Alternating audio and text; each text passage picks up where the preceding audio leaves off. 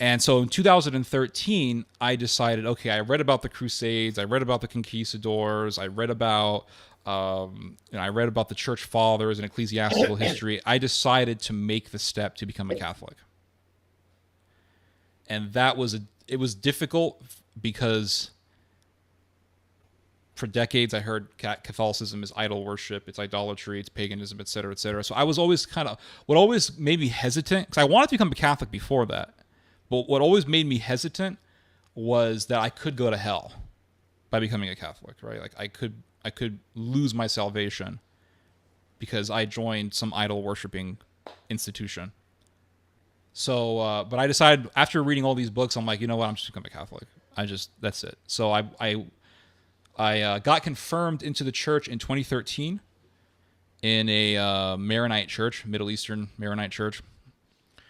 And the reason why I got confirmed in the Maronite church was because the Latin church, I wanted to join the Latin church, but they said I needed to go to some class for like 3 months, and I had to attend class multiple days a week at 7 a.m, which means that I would have to wake up really early and go and I'm like, I don't know why I have to go through all this rigmarole, But someone said, hey, you can go to the Maronite church and they'll just accept you. I said, okay. So I went to the Maronite church. I told them my story, and they were like, do you believe in the Trinity? Yes. Were you baptized? Yes. Was it Trinitarian baptism? Yes. Do you believe in the resurrection? Yes. Okay, here you go. And I got confirmed. And they anointed me with oil, and they blessed me, and there was the ritual that I went through, and that was it. And I became a Catholic. So then I was extremely idealistic. I had what you would call like convert syndrome. I was extremely like vocal. I always wanted to talk to the priests after Mass. I always wanted to meet new Catholics. I was just so hungry for fellowship, very hungry for it.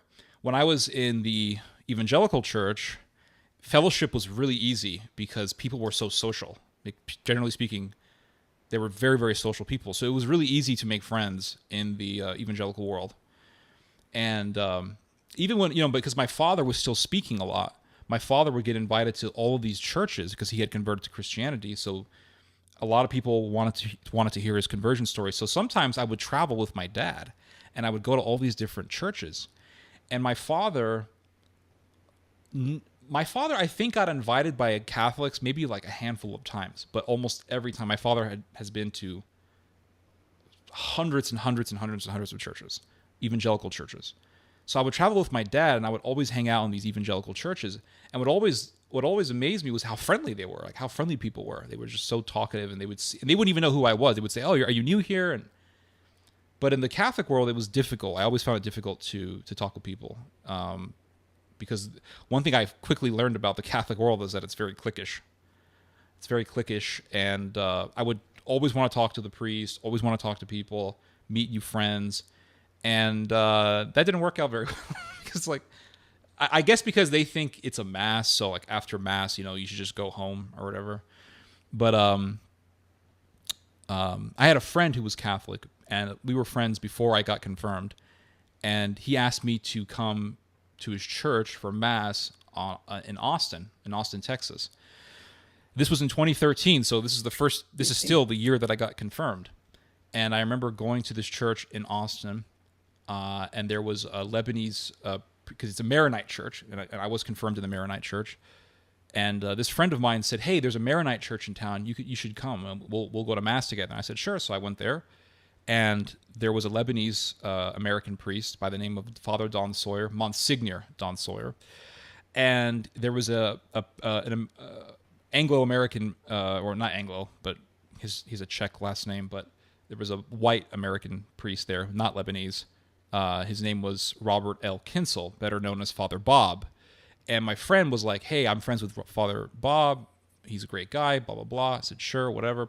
So I started speaking with the Lebanese guy, the Lebanese priest, and I started speaking with Kinsel. And Kinsel was very educated. He could speak and read Latin. He He knew a lot about the church fathers. He knew a lot about the liturgy. He knew a lot about the mass. He was a very educated guy.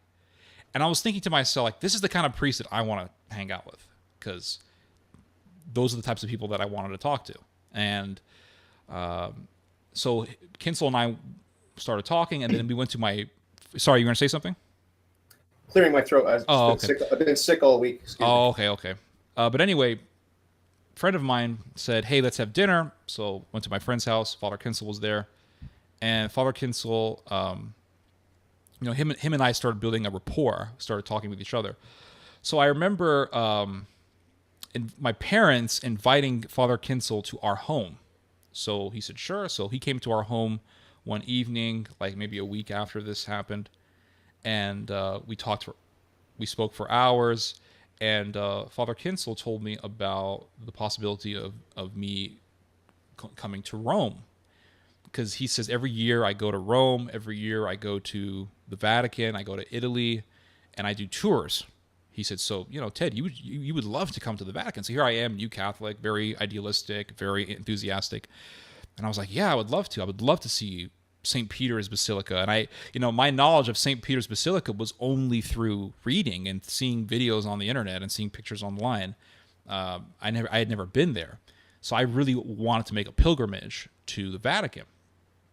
And Father Kinsel says, you would love it, and blah, blah, blah. I said, yeah, I definitely would love it. So after dinner, he starts telling me about this Italian family. And he said, I know this Italian family, and they have a daughter. She's around your age. So at that time, I was 20. I would say I had to have been 22 years old, because my birthday is in September. So this had to have been before September. So I was about 22 years old. And he said they have a daughter, and she's around your age, I think. And I think maybe you guys could meet up, and, with the prospect of having a relationship, getting a marriage, having a marriage. So I said, yeah, why not? I'm a 22-year-old guy. What's wrong with that, right? What do you got to lose? So I said, sure. So we talked, this and that. He left. And then about, I don't know, half hour after he left, I get an email from him. And he's saying, hey, Ted, about the girl in Italy, I want to show her and her family a photograph of you to see if she would actually be interested. So could you send me a photograph of you and give me your age? So I said, okay. So I gave him my Facebook profile pic. Here I am. I'm 22. Here you go.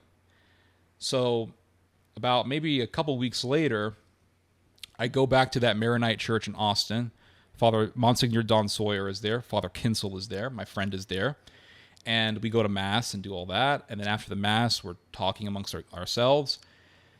And my friend invites us to his home for dinner. Fine. We go to his home.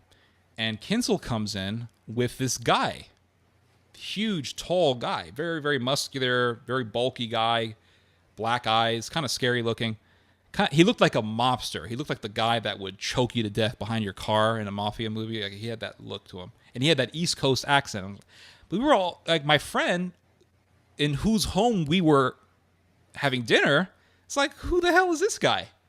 So Father Kinsel just invites this man into my friend's house. Father Kinsel was invited, but he never asked my friend if he could bring someone along. So, like, it was strange. Like, why would you bring someone that wasn't invited? But anyway, we didn't, he didn't object. And this guy starts telling us, this guy with an East Coast accent from New Jersey, he starts telling us about how his wife left him in New Jersey and that he moved to Texas and he's living with Father Kinsel. And I was like, what? A man is living? This is strange. This is strange. So I started getting my spidey senses moving. And I remember asking Father Kinsel, I said, whatever happened to that Italian girl? And I said, about 2 or 3 weeks ago, you asked me for a photo and my age, and I gave it to you, and you never got back to me about that. What happened? What's going on with that? And he said, oh, Theodore. He laughed it off, and he said, oh, let the Italians alone, he said. I said, I don't understand. I said, I gave you the photo. I was like, did you give him the photo? Did you do anything with that? He says, oh, leave the Italians alone. And he just wanted to brush it off. And And I remember, but in my naivete, I just didn't think about that. I was like, okay, whatever. And then I remember, um, I remember still wanting to go to Italy. Like, what the hell? I remember I should have been like, okay, this is strange, forget it. But I still badly wanted to go for a pilgrimage. So I remember a few days later, maybe like a week later, calling up Father Kinsel and saying, hey, when do you usually go to Rome? Blah, blah, blah. Like, what's the agenda, et cetera, et cetera. And he says to me, well, Theodore, we can share a room together. And I was like, what? And he goes, yeah, we can share a room together. It'll be more economical. And I was like, no. And I remember telling my father, and my father was like, you're not going. You are not going. I don't like this. This is strange. But I was like, no, I still want to go to Rome. I want to go on pilgrimage and this and that. So I remember having another phone conversation with Father Kinsel about this trip to Rome and going on tours and seeing the Vatican. And we started talking about the gay agenda, because at that time I was very much so exposing the gay agenda and speaking out against it and all that. I was an activist. And he told me, he says, we know, Theodore, as long as homosexuals are in a monogamous relationship, it's okay. He says the problem is men going with multiple men, right?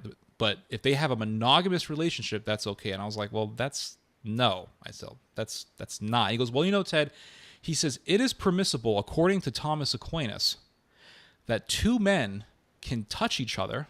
I won't use the word because it's disgusting, but they can do these horrible things to each other, and it's okay. And they don't have to go to confession. And I was like, what? Like, Thomas Aquinas never said that. But you say, no, Thomas Aquinas taught this.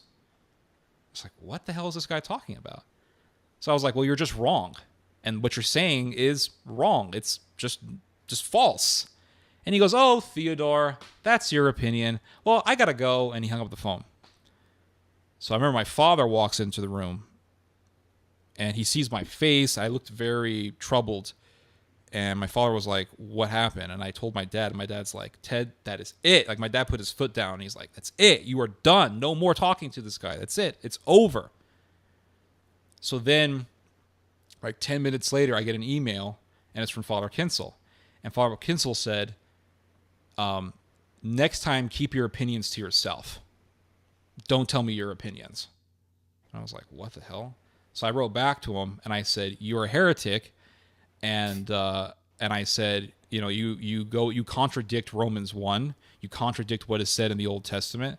And he wrote back and he said, I don't follow the Old Testament. I only follow the New Testament, etc. I said, even the New Testament condemns what you're saying. And I started researching him. And I found this article I think it was from the Washington Post, about this pedophile priest by the name of Robert Hrdlicka. And this priest molested several children. He was found guilty on 7 charges of child molestation. And he was sentenced to some time in prison. I think it was like around 2 years or something. And then after he got released from prison, he met with another guy, another pedophile, whose name, according to the court record, is, I think, TM. They wanted to protect his identity, so they just put his initials. And this pedophile and Father Hrdlicka traveled to Canada, your country, and wanted to start a charity for poor children. 2 pedophiles, both of those guys were pedophiles, wanting to start a charity for children. And the Canadians figured out what they were doing, and they said, nope, go back to America. Trump talks about a wall. Sometimes I think there needs to be a wall between Canada and the U.S. And I just want to make sure our connection is okay. Our connection is good. Yeah, I'm just making sure, because sometimes the connection's a little wacky. So I started documenting all this stuff. And then I found out, according to this article, that before Hrdlicka was put in prison, Father Kinsel wrote an email to the authorities begging them not to put this guy in prison. And he said, we can put him in a Catholic treatment center. So I was like, okay. So I started researching Kinsel, and I found his My Life page, which is kind of like Facebook, it's a social media platform. And I was looking at his friends list, and long and behold, I see Robert Hrdlicka on his friends list. So I was like, okay, he's still friends with this guy online. He was trying to protect him from prison, and then he was asking me we could share a room with him. Like, this is sick. And he was telling me that it's okay for two men to do these horrible things, these abominations with each other, as long as it's monogamous. This is very, very strange. And that was what I discovered was the tip of the iceberg. Lord knows what else had been going on. So, and then it finally dawned on me, oh my God, he asked me for the photo and the name and my age to see if I was legal. That's the reason. That, it just clicked in my head. Because there was no Italian girl. There was no Italian family. It's all nonsense. It's stuff that he made up. So I started putting all this information together. And then, this is what's really weird.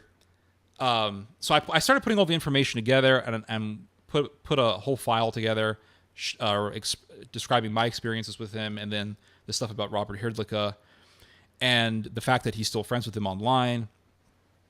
And I put the file together. And I called up Our Lady of Lebanon, and I said, I want to speak with Monsignor Don Sawyer. And they said, well, he's in Rome right now because of the beatification of John Paul II. So I said, okay. And they said, but they said, we'll leave a message and he'll get back to you. I said, okay. So he calls me up after he gets back to America. He gives me a call, and he said, okay, what's the issue? And I explained all these things to him. And he said, do you have any evidence? And I said, yeah, I have a whole file. He says, okay, send it to me. So I sent him the evidence. And then 2 days later, I remember 2 or 3, maybe like a week later or so, I don't remember. Some days passed. I was in the home by myself. It was at night, I remember, and I get a call, and it's from Father Don Sawyer. And he says, Ted, I looked at the evidence that you gave. And I said, okay. And he said, why are you doing this? And I was like, what do you mean, why am I doing this? And he goes, I was like, I don't understand the question. And he says, why were you speaking with Father Kinsel about these things? And I said, well, you need to ask him that because he brought it up. He's the one who brought up all this stuff with me. I didn't bring up this disgusting stuff with him. And he's like, well, I don't really see what the issue is. And I spoke with Father Kinsel, and I brought these things up with him. And I was like, okay, and? He goes, that's it. I spoke with him about it. And I was like, did you bring up the fact that he was defending a pedophile? He says, in the gayest, most vicious voice you can imagine, he said, I didn't even bring it up. And I said, let me get this straight. You're a Monsignor, which is like a high-ranking priest. You're supposed to be a shepherd of the flock, and you didn't even bring up the fact that he defended a pedophile. You didn't bring this up with him. He says, I don't like your attitude. He goes, I don't like your attitude. The guy was clearly gay. I mean, the guy sounded like, well, I don't want to make false accusations, but he sounded gay, okay? He sounded like the guy from Rush Hour 2 when Jackie Chan and Chris Tucker were in that store, and they were like, oh, yeah, you want silk and all this? Like, he sounded just like that. And he's like, I don't like your attitude. And I was like, well, I don't care if you don't like my attitude. I'm telling you the facts, and you don't care. And he hung up the phone on me. I was like, okay. Now, before I had this conversation with him, I had contacted the Diocese of Austin, and they didn't pick up the phone. So then I got the call from Father Don Sawyer. He eventually hangs up the phone on me. This is a Monsignor, by the way. So I was so mad that when he hung up the phone on me, that I picked up the phone and I called the Archdiocese. I called the Diocese of Austin. And of course, they didn't pick up the phone. And I left a long voice message, and I said, listen, I have a very big blog. And at that time, my blog was very big. We were getting hundreds of thousands of views a day sometimes. It was a big, big blog that I had. Eventually, we ended up getting millions of views. So I said, I have a very big blog, and I have a very big mouth. And I said, if you don't do anything about this, I'm going to expose everybody. I said, I'm going to expose Kinsel. I'm going to expose Don Sawyer. I'm going to expose his church. I'm going to expose the Diocese of Austin. I'm exposing everybody. About 35 minutes later, I get a call from the Diocese of Austin. So they only called me back because I left this message. And they asked me if I had any evidence, and I said yes. And they said, send us the file. And I sent them the file. As soon as the phone call was done, I sent them the file. The next morning, I got a call from the Diocese of Austin, and they said, we want to meet. Initially, they said, they looked at the evidence. They called me back that same night that I sent them the evidence. They said, let's have a meeting in like 3 days or something. I said, okay, fine. They called me back the next morning, and they said, we want to have the meeting tomorrow. And I said, well, why a change of plans? Why do you want to have it earlier? And they're like, we looked at everything you sent us, and we realized that it's serious. So I said, okay. So I felt like, wow, this is promising, you know. So the next morning, my dad and I went to this meeting room in the Diocese of Austin, and there were two diocesan officials there. There was Deacon Ron Walker, and there was Danny Garcia. And Danny Garcia, by the way, right now, he is a bishop. So at that time, he was a priest. Now he's a bishop. So Danny Garcia and Deacon Ron Walker, they spoke with me for about 2.5 hours. I explained to them everything. And they said, what do you want us to do about it? And I said, well, what do you mean? I said, I want this man, excommunicated. Like, he needs to be thrown out. He shouldn't be allowed in a church. He shouldn't be allowed doing any sort of mass. And the guy literally Deacon Ron Walker rolled his eyes at me. It's like, oh my God. So my father was upset by that. And my father said, this man doesn't care. My dad looked at me. He says, he pointed at Ron Walker and he goes, this guy doesn't care about any of this stuff. And Ron Walker was quiet and, pretending that it doesn't bother him or whatever. And Ron Walker said, well, here's my card. And I said, how do I know that you guys are going to do anything about this? Because he said, well, we're going to try to do an investigation. I said, okay, how do I know you guys aren't going to, how do I know like the progress of this investigation? And he gave me his card. He said, call me in 30 days. So I ended up calling him a year later. And I said, what did you guys do about this? And he said, nothing. And it's on recording. You can watch it. It's on my YouTube channel of me doing this. I recorded the whole thing. And he said, there's nothing we can do about it. And I said, well, this guy's teaching people that two men can do abominable things to each other, and they can still go to confession.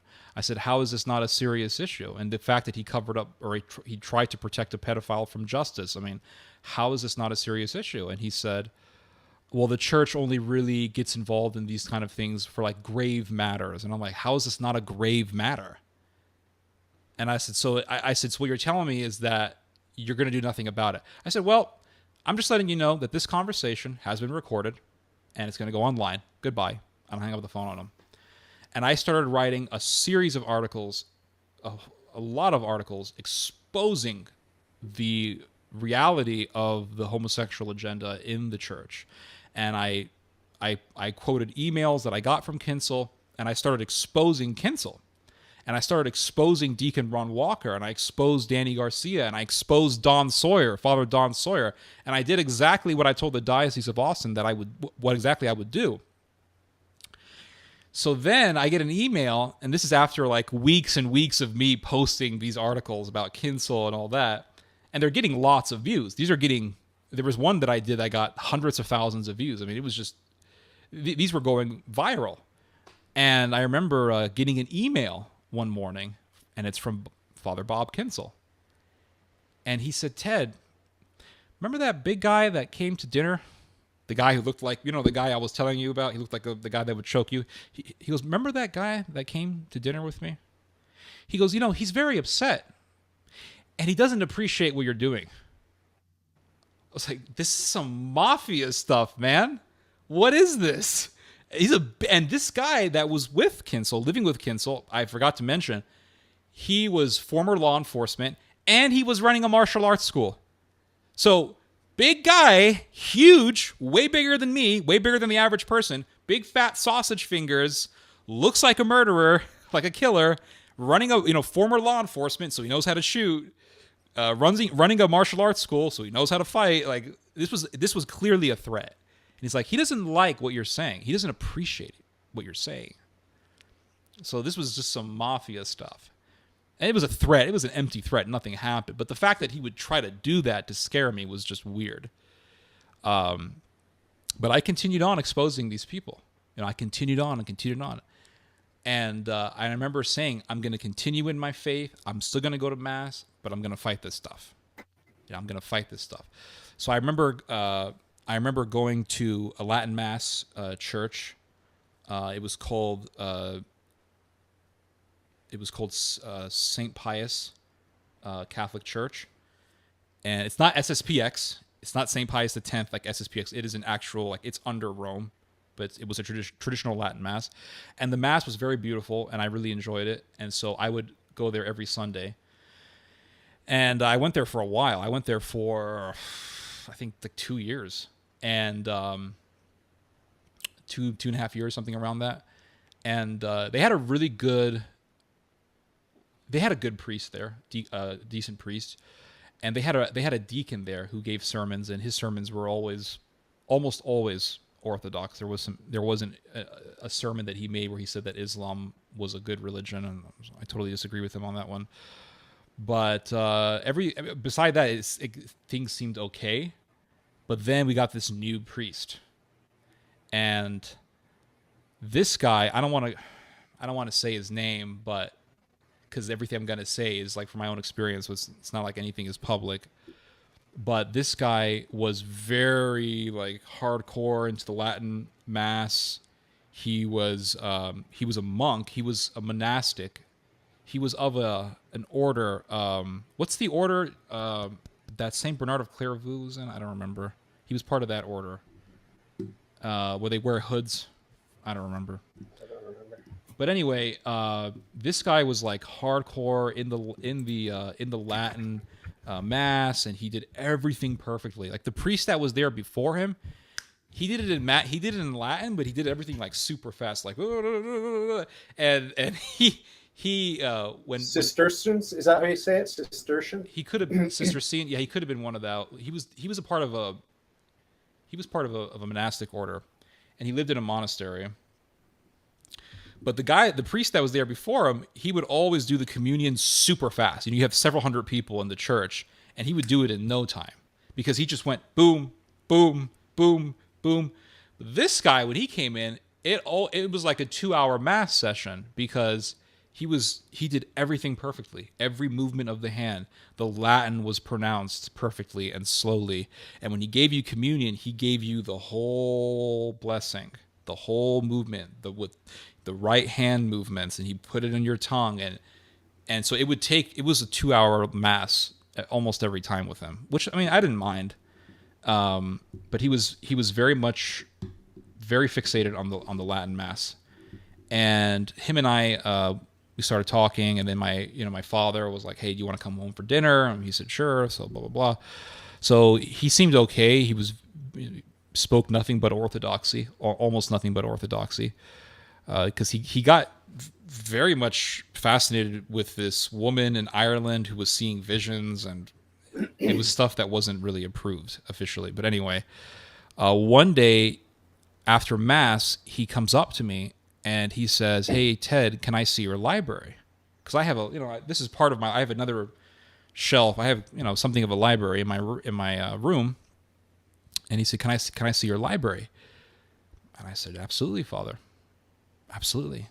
And I was kind of I thought it was pretty cool that this priest who's an educated guy who does the Latin Mass, traditional Latin Mass, wants to see my library. Yeah, absolutely. I got a lot of Catholic books. So later on that day, he didn't even give me a time. He just popped up. So he pops up in front of my house. Oh, hey, Father, how are you doing? Oh, I'm doing good.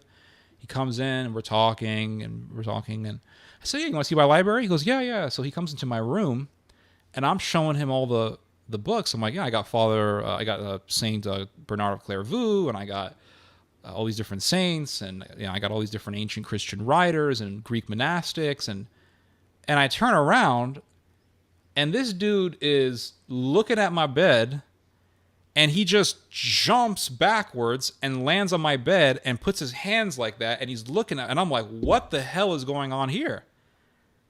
This is this is creepy.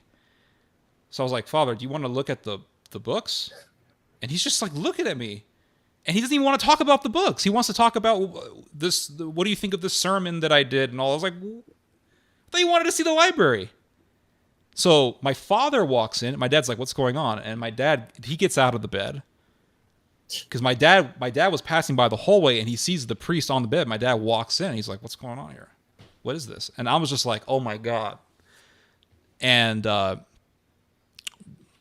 I told him, I said, you want to know what I think about your sermon? I said, I think your sermons are too weak. That's what I told him. I said, your sermons are too weak. I said, you need to be more militant, like Bernard of Clairvaux. He's like, oh, okay. Well, anyway, I got to go, guys. And he leaves. And then I get an email from him that day, and he's like, I know why you invited me to your library. You wanted to criticize me. You want to use me for your militant agenda. And I was like, whoa, you invited yourself. So he started trying to put the blame on me, and it was just very weird. Very weird. So I left that church. So I'm not going there again. And then eventually I went to the Maronite church for a while, and I went there for like 6 months. And Maronite church, there was nothing gay in it.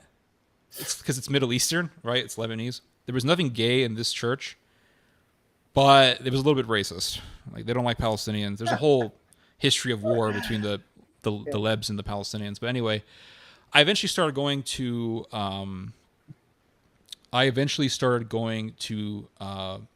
this one church, which was not a traditional Latin mass church. It was a Novus Ordo church. And I was like, okay, I'm just gonna go to the Novus Ordo. Forget the traditional Latin. I need to go to a church, right? And so I started going to this church. And one day I went to confession, and I spoke with the priest in the confessional. The priest's name was Father Monsignor Michael Yarbrough. And I confessed to this priest that I am not content with life. That was my sin. I said, I'm not content with life. I don't like where I'm at right now, and I just feel this sense of just discontentment all the time. So he said, well, if you want to talk with me about these, such spiritual matters, we can meet up sometime. And I said, oh, okay. But I didn't feel right. I left the confessional, and I didn't feel right about that because of my past experiences. So I was like, this is strange. So I went home and I went on the computer and I looked up Father Monsignor Michael Yarbrough, and I found this story from the San Antonio Express that he had sexually assaulted a young man at the church that he was at before he came to this church, which was called Holy Trinity Catholic Church. And I think he was at a church called St. Matthew's somewhere in Texas, and there was a young man named Hector Escalante, and Hector Escalante was slow in the head, so very vulnerable. And Hector Escalante was volunteering in the church. And Monsignor Michael Yarbrough said, oh, Hector, can you come see me in my office? And Hector said, oh, sure, Father. So he goes into the office. And Father Monsignor Michael Yarbrough proceeds to grab him, kisses him in the lips, and gropes him. And the young man was like, what was going on? He was just very confused. So the young man reported it to the bishop, and the bishop confronted Michael Yarbrough about it, and Michael Yarbrough admitted that he did this. But he wasn't a Monsignor at this time. He was just a priest. After the report was made, and after Yarbrough admitted that he did this, Michael Yarbrough actually got promoted to the position of Monsignor. And the bishop was asked, why would you make this guy a Monsignor when there's a story that he had sexually assaulted a vulnerable young man? And the bishop said something like, well, I still think that he's a good man, et cetera, and something like that. And it was just like very weird. So I said, you know what? I told my parents, I said, I'm going to take him up on his offer, and I'm going to meet with him. And I said, I'm going to confront him for what he did to Hector Escalante. So I remember I said, I need a really small camera. And the plan was that we would take a little camera and they would wrap it around my father's wrist and make it look like a watch. And my father would sit next to me sit next to the table that's adjacent to me, and Michael Yarbrough will be there, and then I'll talk to him, and then I'll confront him. We'll get it all on film. It'll be fun.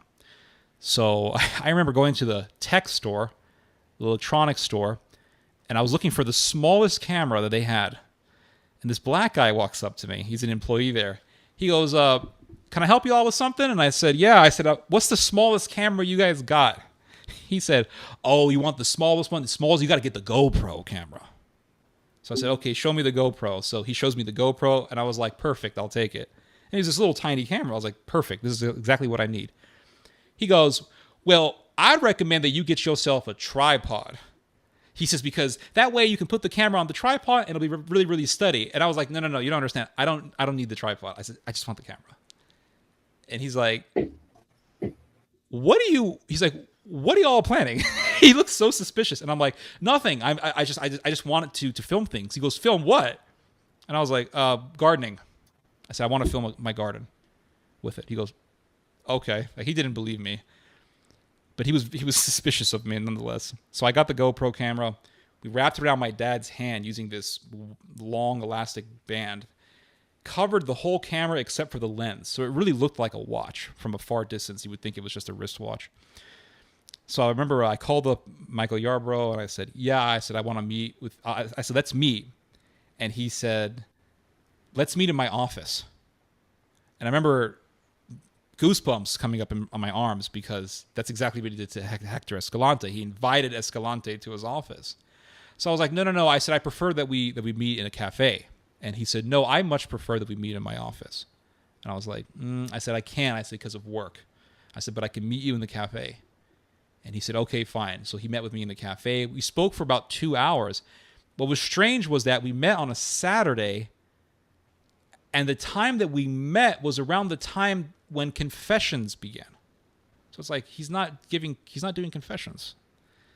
He's not in the church. He should be at the church doing confessions. It was strange. So I said, how much time do you have, Father? He said, I have all the time you want. And I was like, this is weird. So, because priests are very busy people. I mean, I've known a few priests. I've known they're very busy. They're always doing if they're not doing mass, they're doing confessions. They're meeting up with people. They're giving communion to sick people. They're giving communion to elderly people. They're doing funerals. Like, priests are the life of a priest is a very busy job. If you do it correctly, it's a very busy job. So I was like, this is very strange. And we sat at this table. My father was in the table next to us, but acting like he didn't know who we were.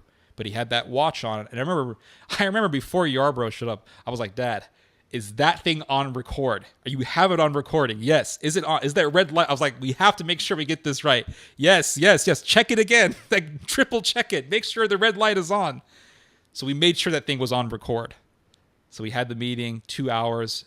At first, we're having small talk, and then we start getting into theological issues. Because in the mass that we had before, Michael Yarbrough, during the homily, said that demons don't exist. This is what he was teaching people, that demons are just mental illness. And that when the Gospels speak of demonic possession, they're actually speaking of mental illness, but they didn't have knowledge of psychiatry at that time, so they just attributed these things to demonic possession. So I brought that up with him, and I said, well, you say that demons don't exist? He says, well, I think it was just mental illness. And I said, so when Jesus told the demons to go into the pigs, did that happen or not? He said, I don't know. I said, you don't know if that happened. I said, so when God had a war with the devil in heaven, and Michael the archangel defeated Satan and cast him out of heaven, did that happen? He said, I don't know. I said, I don't understand you. I said, you're supposed to be a priest, and you're telling me that you don't know if this thing's happened. I said, if a thief breaks into your house, would he rather have you think that he's there or that he's not there? He says, well, obviously that he's not there. And I said, so the same thing with the devil. So the devil wants you to believe that he doesn't exist so he can control you, so he can influence you. And I said, what you're teaching people in the homily is satanic. He goes, oh, come on. He starts laughing and this and that. And I said, he says, we started talking about homosexuality. I said, do you have homosexuals in your congregation? He said, yes, I do. I said, okay. I said, when they go to the confession, do you tell them that what they're doing is wrong? He says, no. He said, I don't want to judge them. I don't want to condemn people and all this. I said, okay. I said, you're a heretic. I told him, you are a heretic. He said, well, I have to go. And I said, excuse me, you told me that I have all the time that I want. I said, now you want to leave. So I said, before you leave, I have one more thing to tell you. And I pulled out a piece of paper, and it was an article from the San Antonio Express. And I said, and it's all on film. You can watch it online. I said, does the name Hector Escalante ring a bell? And his face turned red, and he got all nervous. And I said, you sexually assaulted that young man. And we're in front of people. We're in a cafe full of people on a Saturday afternoon. And I said, you sexually assaulted that young man. I said, he was vulnerable, and you took advantage of him. And I said, and also I read an article that he had donated money to a pro-abortion, pro-homosexual Catholic organization. I said, you donated money. I said, your name is on the list of donors. And he said, yeah, but he didn't deny it. He's like, yeah, but that organization is more than that. I said, you are a donor to a pro-abortion, pro-homosexual organization. I said, you sexually assaulted a young man. I said, I said to him, and this is in the video, I said to him, those demons that got into the pigs, I said, now I know where those pigs are. I said, I'm looking at one right now. And he got up and he scurried out of the store. And I started yelling at him as he was walking away. I started screaming at him. And this older guy comes up to me and he said, is there a problem? And I said, do you work here? And he said, no, I'm a retired police officer. He said, so when I hear people yelling, I want to know if there's a problem.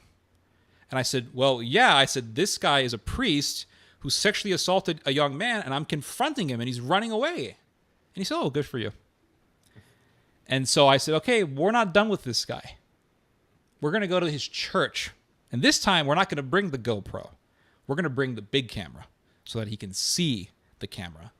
So I got my big camcorder, and we went to Holy Trinity Catholic Church in the middle of Sunday Mass. And I walked, I wasn't like right into his face, but I was a good distance. I was a bit close to him, not at his face, maybe like 15 feet away from him, 10, 15 feet away. And I had that camera, and I pointed at him. And I didn't say anything. I just pointed the camera at him. And you can watch it on the video. He looks right at the camera and his face turns red. And I just looking at him like nothing happened. Like I'm looking at him like no big deal, nonchalantly pointing the camera at him. And I'm just pointing at him. That's all I was doing. Just pointing it right at him. And these ushers came up to me, and this is all in the video. And they said, can we help you? And I said, no. I said, I'm just filming the Mass. And people film Masses all the time. I said, I'm just filming the Mass. I'm not doing anything wrong. And they were like, well, this is a very sacred time for us here. And I said, well, this is not a sacred priest. And at this point, I was like I was telling them my intention. I said, this is not a sacred priest. I said, this is a guy, he sexually assaulted a young man named Hector Escalante. You can look it up. He prays after young men. And they're like, and one guy says, I don't care about that. I don't want to hear about that. Just, you got to go. You got to. And I said, does it not bother you that this man sexually assaulted a young man? And one of the ushers looked at me and he said, he's our Monsignor. And I said, it's in the San Antonio Express. You can read it. And this guy says, I don't care who reported it. He said, if you don't leave, I'm going to call up the police. I said, okay, I'm going to leave. I said, but I just want to let you know that this guy's a sexual assaulter. So I started walking away. The ushers followed me out. And I remember as I was outside, the usher came outside with me. And I looked at the usher and I looked at the people, and I still had my camera on recording. I looked at the people outside and I said, this man is a predator. The priest inside this church is a predator. And there were two young men, they were young, maybe at the ages of like 10 and 11. And they had like Boy Scout uniforms on. And I looked at the young men and I said, do not trust that priest. He's a sexual predator. And I said, keep your children away from this man. And I said, you're lucky that I'm not Jesus. I'll come in with a whip, and I would have whipped all of you guys out of here. Not the lay people, but the ushers. I told this to the ushers. And I left.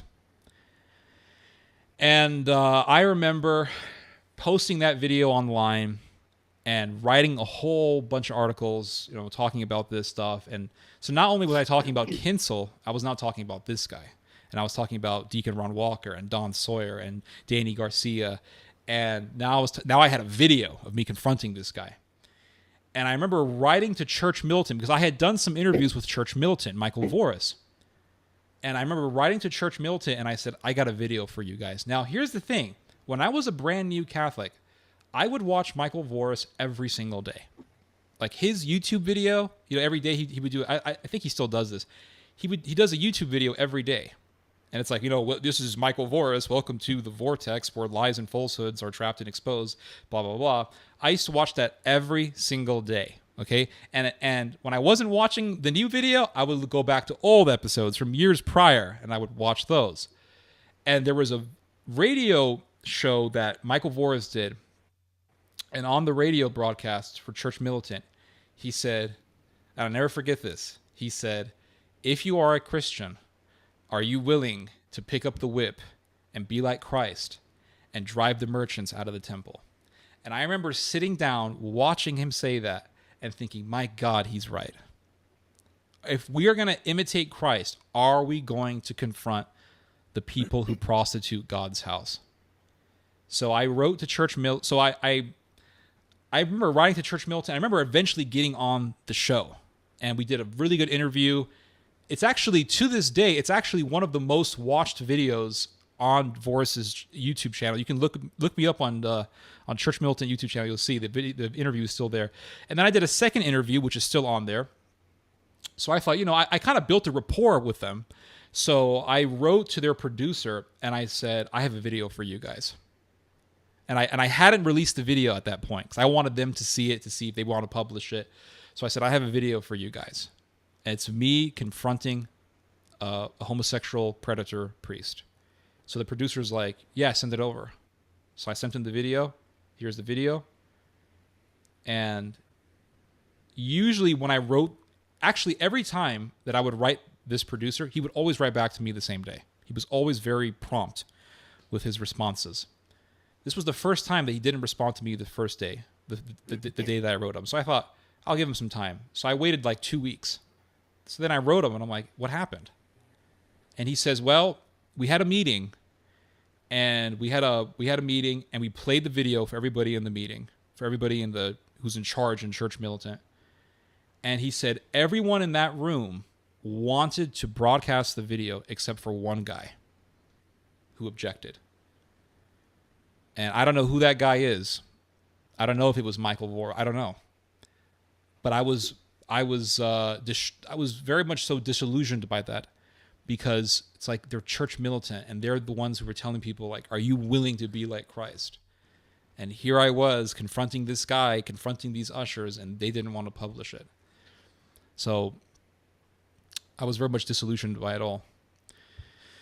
It's a very long, so I can go on and on, but I don't want to hog the whole conversation. So I can talk more, but I if you want to say something or ask me something. Let's just let me just interject with a few questions. It's good that I'm not talking because my throat is messed up. Sure. Okay, sick all week. Understandable. But do you have any siblings? And what is your ethnic background? Are you Lebanese or are you? I have one brother. No, my mother is from Mexico and my father is from the West Bank, Palestinian. Oh, okay, you may have mentioned that. And then when it comes to this, these are just some very general questions, rapid fire.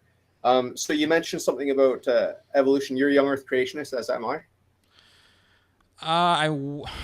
That's a hairy subject because I'm not entirely sure if the story in the Bible is somewhat figurative. I definitely do believe that God created the world and created the universe and created humans and made us out of clay and breathed the breath of life into the clay when he made us. I don't know if it's a literal 6 days. I don't know. Do you believe that the Blessed Virgin Mary is an ape? No. Good. I don't believe in evolution. I don't believe in evolution. If that's your question. That's all I care about. That's all I care about.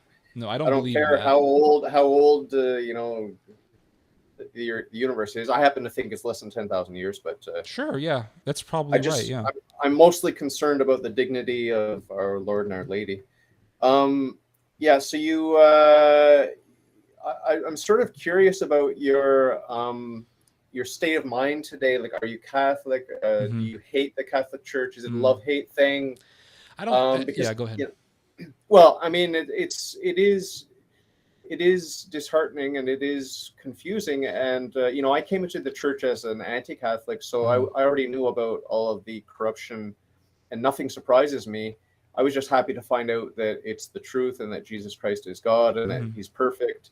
And of course, the bathwater is disgusting. And of course, Satan is disgusting. Of course, corruption is disgusting. Of course, weak human nature is disgusting. My own first and foremost.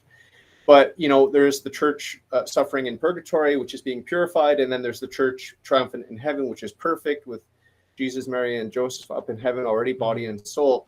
So my focus is on the church up in heaven, and I put a lot of emphasis on the suffering souls in purgatory, and I put zero effort into unraveling the corruption in the in the headlines. And Pope Francis said this, Pope Francis did that. I put zero energy into that, and I sleep a lot better that way.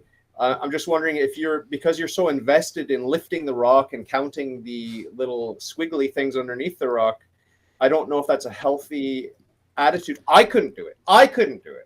Say that again. The rock. I don't understand. Say that why again. would you go into nature and you think it looks beautiful, but you lift the big rock and underneath it's a bunch of creepy crawlies and worms and disgusting things. Okay, don't look at how the sausage is made. It's absolutely disgusting. Okay, so that's my attitude. Maybe it's an ostrich attitude. Stick my head in the sand, and all's well that ends well. We know we're going to end up in heaven, God willing.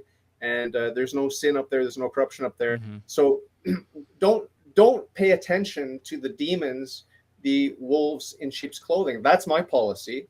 But I'm Gen X. Gen X is infamous for sort of shirking responsibility. Yeah. But I'm just wondering, is it good for your mental health paying attention to all the demons and the wolves in sheep's clothing? I think we definitely should pay attention to them, because if we don't pay attention to them, then they're just going to continue on. They're not going to stop. We have to. And my position, when I confronted Michael Yarbrough and filmed it, I wrote an article to accompany the video. And in the article, I said, I came up with this idea called Operation Whip, named after this, from the story of Jesus, who has a whip and he drives out the merchants. And I said, we have to confront these people. And I said in the article, I said, if you know that your priest is preaching heresy, if you have heard him preaching heresy, with what happened to me, hearing Michael Yarbrough saying there is no demons, or if you know that the priest is a predator, you know that he's trying to groom young boys and all this stuff, I said, you have to confront him. And I don't mean physically assault people or anything like that, because then you'll go to jail, leave that up to the law. But you need to confront people. And I said, and you need to film the confrontation. You need to film yourself confronting these people and post it on the internet and embarrass these people. Because I had a friend who was a journalist for the Boston Diocese. Very, very witty guy. He's from Boston. And he told me, when I was going through all this stuff, he said, if there's one thing the Catholic Church hates, it's publicity. They hate it. And he's absolutely right. And I said, we have to confront these people. And nobody wanted to do it. And I remember somebody at Church Militant told me the reason why the guy objected to the video being broadcasted was that you confronted the guy in the church. I said, he said, you should not have confronted this guy in the church in the middle of Sunday Mass. It's the holiest event in Catholicism is the Mass. So I said to him, well, Passover was the holiest day for the Jews, for the Israelites, and Jesus went into the temple during the Passover, and he physically removed people who were prostituting his Father's house. And Jesus said, the gospel says that in reference to this event, it goes back to the verse in the Old Testament where it says, zeal for my Father's house eateth me up. Zeal for my Father's house eateth me up. So it's not that I hate the Catholic Church or I hate the church or anything like that. It's that I have zeal for God's church. And if we have zeal for God's church, then we're going to confront the people who are ruining God's church, who are devastating it. But if we do nothing, then we allow it to be engulfed by Sodom. That's the issue. So we have to confront these people, because if we don't, they're just going to be like, okay, do whatever we want. We send this priest over to this other church. And that's what I was dealing with, because Yarbrough was a predator, but he sexually assaulted a young man at the church that he was in before he was in the church that I was attending. He was in a church, I think it was called St. Matthew's. Then they moved him to Holy Trinity. I think he could have been to a different church before that, but they eventually moved him to Holy Trinity, where I was attending. And then he was trying to manipulate me. And I saw right through him. And it's like, I confronted him. Why? Because I want him, and this is what I said, I want him to think twice before ever again trying to groom or prey upon young men. I want him to think twice the next time he wants to do it. Because if you don't, it just goes on and on. It's exactly what St. Paul says in the New Testament. A little leaven leaveneth the whole batch. A little bit of leaven, if you just allow it to metastasize, it won't stop growing. It'll just continue on and on and on and on. And you see this today. You see so much of this. I mean, just look at one example, Father James Martin, who's teaching the homosexual ideology in the Catholic Church, and no one stops him. Pope Francis praises him and says, oh, you do great work in your ministry. And he runs this organization, and I was watching a video from the organization, and in the video they have two gay men talking in front of the camera, and one of them says, and I think they were a couple, quote unquote couple, and one of them says, the reason why we go to Mass is because if we don't go to Mass, then we'll never change the church. So they want to change the church. And I remember years ago, I was attending this Novus Ordo church, a different Novus Ordo church. I've been to many churches, many Catholic churches, and I was in Eucharistic adoration, and there's literally a man in the room wearing a dress, and this is in the Eucharistic adoration, wearing a dress, and he has a wig on. It looks like a wig. He could have had long hair. I don't know, but he has long hair, a dress. And he's showing part of his chest, his hairy chest. So he's showing blatantly, I'm a man in a dress. I'm a cross-dresser, and I'm in your Eucharistic adoration. And I remember just getting up and leaving. Like, this shouldn't be allowed. Why is this allowed? And if you tell the priest, and I remember my parents speaking with the priest there, and my dad brought up the issue of homosexuals in the church and all this, and the priest said, well, some of them are born that way. It's like, well, what? So they just allow the cancer to grow because they're part of the problem. They are the cancer. These priests who enable these things, they are the cancer.